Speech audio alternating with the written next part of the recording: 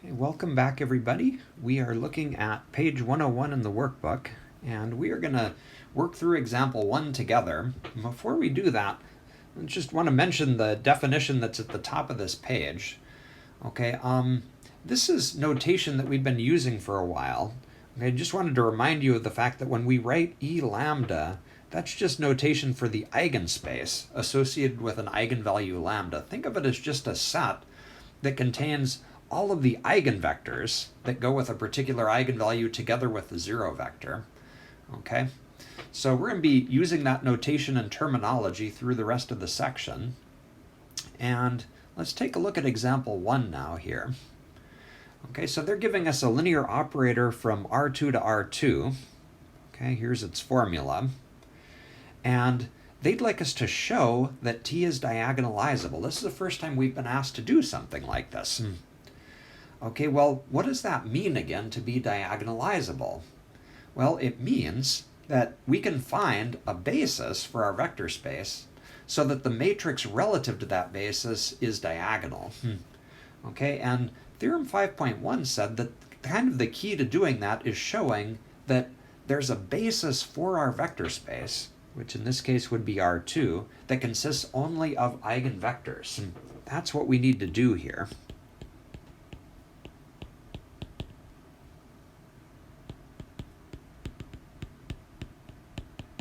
Okay, well, to do that, we need to know what our eigenvectors are, so we'll start there.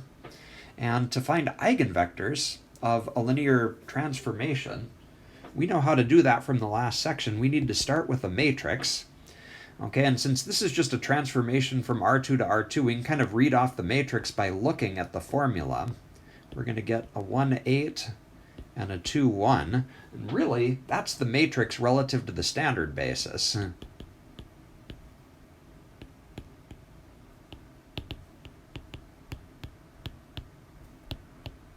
Standard basis for R2.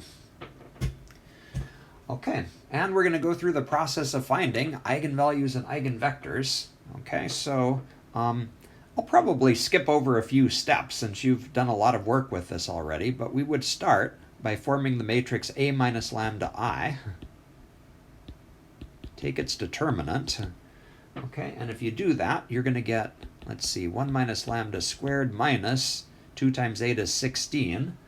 We'd set that equal to 0, and I trust that that's an equation that you could solve. You're going to come up with two eigenvalues when you're done, 5 and negative 3. Okay, once we have those, we need to find eigenvectors that go with each one of those. So we'll start with the first eigenvalue. Okay, and if we go back up to our A minus lambda I matrix and just substitute in 5, we're going to get 1 minus 5 is negative 4, 8, and then 2, negative 4 it looks like.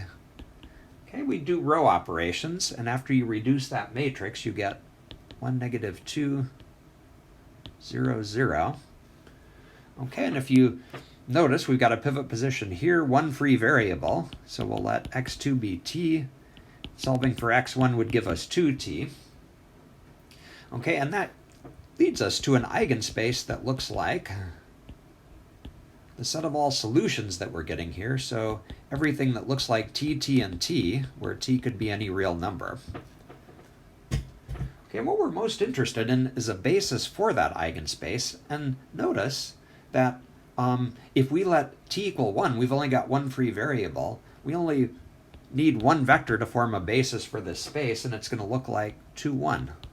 Okay, again, we got that by just letting t be 1.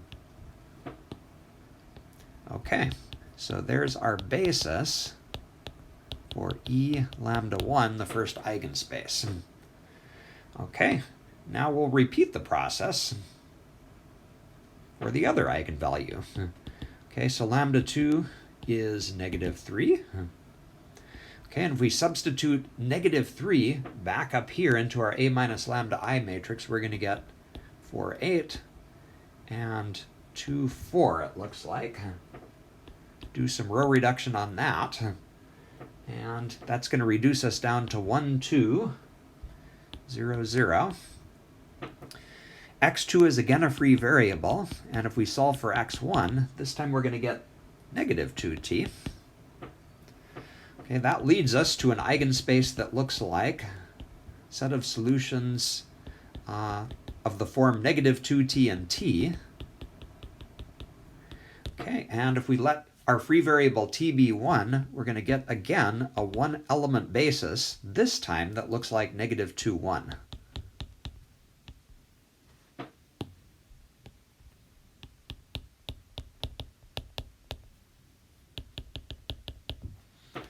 Okay, so we have found our eigenvalues and our eigenvectors. Let's remind ourselves of where this is all leading. Okay, so I hope you don't mind if I scroll up for a minute here. Our goal was to find a basis of eigenvectors, a basis, and just to be more specific here, for R2, that was our vector space. The question is, do we have enough eigenvectors to do that? Okay, well, what's the dimension of R2? R2 is a two-dimensional vector space, and notice that we found two eigenvectors, so things are looking pretty good so far here. So notice that if we let beta prime, okay, what we're hoping is that this is a new basis. We're going to put the two eigenvectors that we found together into this one set. So 2, 1, negative 2, 1. Those are just the two eigenvectors that we mentioned above. And ask the question, is this a basis for R2? Okay, well, are the vectors linearly independent? They are, because they're not scalar multiples of each other. Okay, we've only got two of them. And since R2 is a two-dimensional vector space, this has to be a basis. Linearly independent. So beta prime is indeed a basis for R2. So we've just demonstrated by direct calculation that it's possible to find a basis for R2 that contains just eigenvectors, and so by theorem 5.1 we have just proven that T is diagonalizable.